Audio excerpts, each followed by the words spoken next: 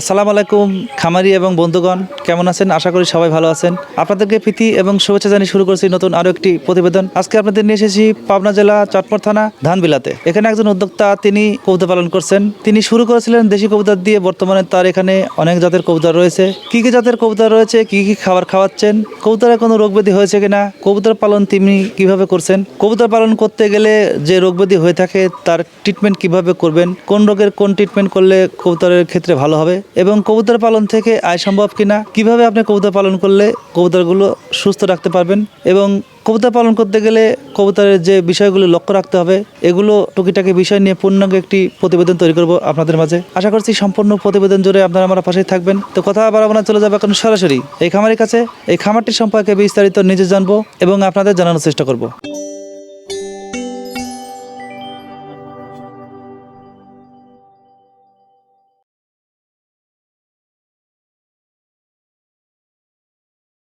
আসসালামু আলাইকুম। ওয়ালাইকুম আসসালাম। কেমন আছেন? ইনশাআল্লাহ ভালো আছি। আচ্ছা, যেহেতু আমরা একটি কবুতরের খামারের সামনে দাঁড়িয়ে আছি, তো যেহেতু এই খামারটা নিয়ে কথা বলবো, তারই ধারাবাহিকতায় দর্শকের উদ্দেশ্যে যদি আপনার নামটা এবং আপনার ঠিকানাটা যদি বলতেন। আমার নাম মোহাম্মদ রিফন উদ্দিন, গ্রাম ধানবিলা, ডিবি গ্রাম ইউনিয়ন, চাটমোহর থানা, পাবনা জেলা। আচ্ছা, এই যে আমরা কবুতরের খামারের সামনে দাঁড়িয়ে আছি, মূলত কতগুলো কবুতর রয়েছে? তা 70 থেকে 76টা কবুতর আছে। 70 থেকে 76 পিস? হ্যাঁ, পিস। আচ্ছা, এর মধ্যে জোড়া করা কতগুলো রয়েছে? জোড়া 28 জোড়া আছে, ডিম বাচ্চা আছে।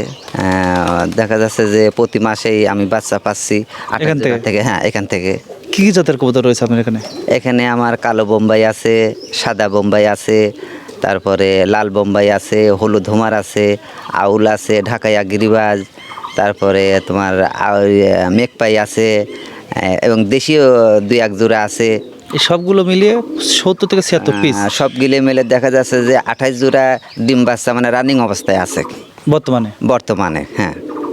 আচ্ছা, আমরা দেখছি আপনি ঘরের সামনে হালকা ঘেরাও করে দিয়ে সুন্দরভাবে, আসলে কতটা শখ থাকলে মানুষ এটা করে থাকে আমরা আপনাকে দেখলেই বুঝতে পারলাম। এই আইডিয়াটা কেন করলেন? এই আইডিয়াটা করলাম, দেখা যাচ্ছে কবুতর জায়গায় জায়গায় থাকলে কারে খাবার দেওয়াটা মুশকিল হয়ে যায়, আর এক জায়গায় বাসস্থান করে দিলে কারে এক জায়গায় খাবার দেওয়া যাচ্ছে, এতে সুবিধা হয়।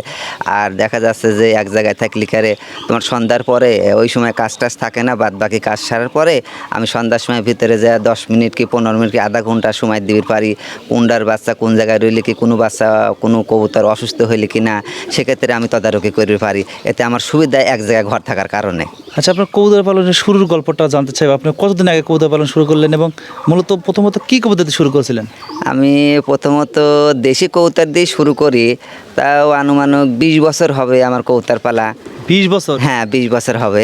এই যে 20 বছর আগে আপনি দেশি কবুতর দিয়ে শুরু করলেন, বর্তমানে আপনার এখানে যে কবুতরগুলো রয়েছে, এখানে দেখছি আমরা বিভিন্ন জাতের কবুতর রয়েছে, এবং আপনি দেশিটা বাদ দিয়ে কেন এই সব কবুতর পালনের প্রতি আগ্রহ হলেন?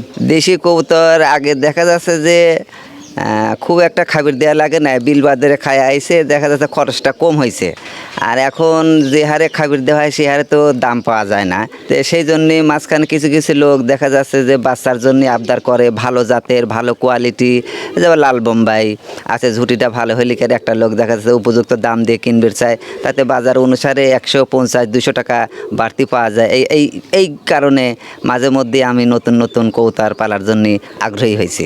এই যে আপনি বললেন যে চাহিদা আছে, এগুলো কি এখন বর্তমান চাহিদা আছে? হ্যাঁ, এখন কিছু কিছু কবুতরের চাহিদা আছে, যেমন লাল বোম্বাই আছে, সাদা বোম্বাই আছে, মেঘপাই কবুতর আছে, মাঝে মধ্যে আউল কবুতর চায় সবাই বাচ্চা, সেটাও তারা নিয়ে যায়। এই জন্যেই আমি আরও নতুন নতুন পালার জন্য আগ্রহী হচ্ছি। আচ্ছা, আপনি এই কবুতরগুলোকে তাহলে খাবার হিসেবে কী কী দিচ্ছেন? খাবার হিসেবে সর্বপ্রথমে গম দিতাম, কিন্তু তারপরে দেখা যাচ্ছে গমের খরচটা একটু বেশি, পরে গমের সাথে আমি ভুট্টা দেই, ভুট্টার সাথে আবার ধান দেই, মাঝে মধ্যে আমি খেসারি বা সিজনের সময় হলে কারে সরিষা, এগুলো বিভিন্ন যখন যেটা হয় সেইভাবে আমি তাকে খাবার দিই। আচ্ছা, আমরা আপনার এখানে এসে দেখলাম যে আপনি কবুতরগুলো ছেড়ে দিয়ে পালন করছেন, মানে উন্মুক্তভাবে। আচ্ছা, যে কবুতরগুলো রয়েছে এই কবুতরগুলো ছেড়ে দিয়ে পালন করছেন, এক্ষেত্রে কোনো ধরনের সমস্যা হচ্ছে কিনা? না, এখন এই মেন হচ্ছে যদি এক জায়গায় বদ্ধ করে কবুতরগুলি পালা যায় তাহলে দেখা যাচ্ছে ব্যয় বৃদ্ধির মানে একটা থেকে আর একটা ধরার সম্ভাবনা বেশি থাকে। আর যখনই আমি এরা পালতেছি, যখন একটা সমস্যা হয় ওইটি আমি আলাদা করে ধরি, ট্রিটমেন্ট দিয়ে তারপরে আমি দলের মধ্যে ছাড়ি। এই জন্য এই কবুতর এরা পালাটাই সবচেয়ে ভালো। মানে কবুতরের স্বাস্থ্য ভালো থাকে, তার বডিটা দেখা যাচ্ছে এক জায়গায় ইহা থাকে না, ওরে মানে সব কিছুই ভালো থাকে কবুতর এরা পাইলে ক্যারেক্ট। আচ্ছা, বর্তমানে যে আপনি কবুতরগুলো পালন করছেন, এটা কি বাণিজ্যিকভাবে নাকি শৌখিনভাবে? এটা আমার শৌখিনভাবেই পালা।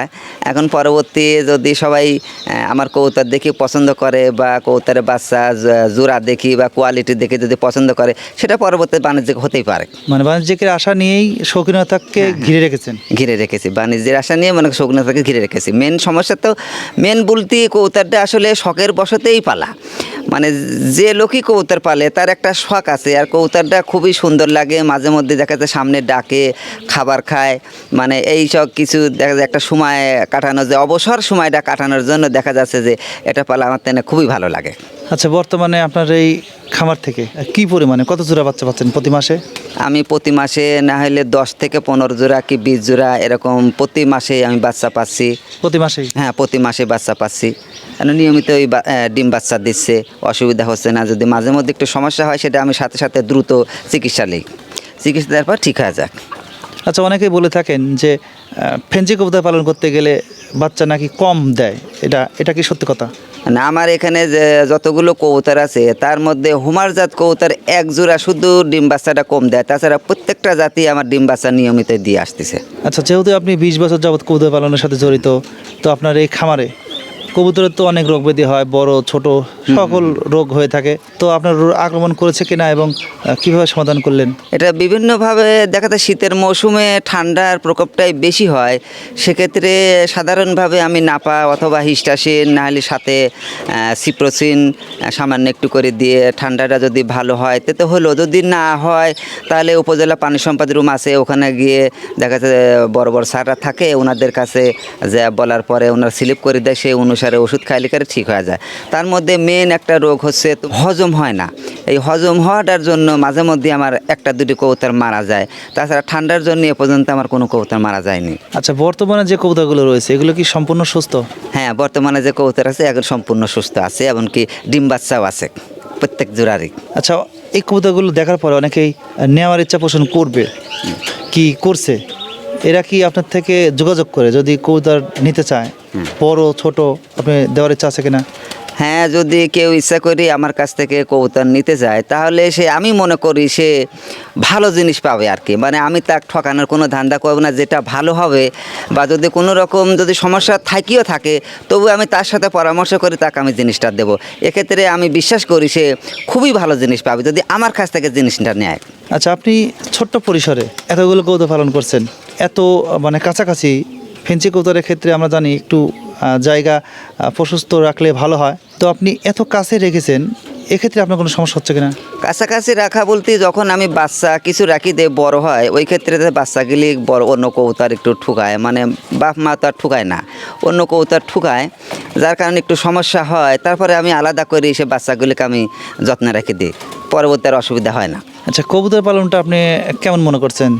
এটা কি যারা বাণিজ্যিকভাবে করতে চাচ্ছেন এবং নতুন যারা শুরু করতে চাচ্ছেন তাদের উদ্দেশ্যে আপনি কি বলা? নতুন যারা শুরু করতে চাচ্ছে আসলে প্রথমত এর মূলত কারণই হচ্ছে একটা শখ। শখের কারণে যদি সে পাইলবির চায় তাহলে সে পাইলবির পারে। তার কারণ কিছু কিছু সময় আছে দেখা যাচ্ছে যে সময়টা অযথা চলে যাচ্ছে, কিন্তু সেক্ষেত্রে যদি কোনো জিনিস পালার পরে এই সময়টা যদি সেই জিনিসের সাথে যায় তাহলে আমি মনে করি সেটাই ভালো হবে, জিনিসটা পালাটাই ভালো। আচ্ছা, আপনি পেশাতে কী করেন? পেশাতে আমার গরু আছে, দোয়াল গরু আছে, গরুর খামার আছে, তার সাথে কবুতর পালন করি, এর সাথে কিছু দেশি মুরগি আছে, এভাবেই আমার জীবনটা যাপন হচ্ছে। তাহলে আমরা বুঝলাম আপনি কৃষি সেক্টরটা নিয়ে আছেন। হ্যাঁ, কৃষি সেক্টরটা নিয়ে আছে এবং জমিও কিছু আবাদ করি, তাকে সরিষা আবাদ করি, গম আবাদ করি, আবার ধানের আবাদটা আমি নিজেই করি, নিজের জমি আছে, জমিতে আমি আবাদ করি। আচ্ছা, আপনাদের এই অঞ্চলে দেশি কবুতরের বাচ্চার দাম কেমন এবং আপনার যে কবুতরগুলো রেখেছেন এগুলোর বাচ্চার দাম কেমনগুলো? দেশি কবুতরের বাচ্চা এখন বর্তমান বাজার 210 থেকে শুরু করে 30-40 পর্যন্ত আছে।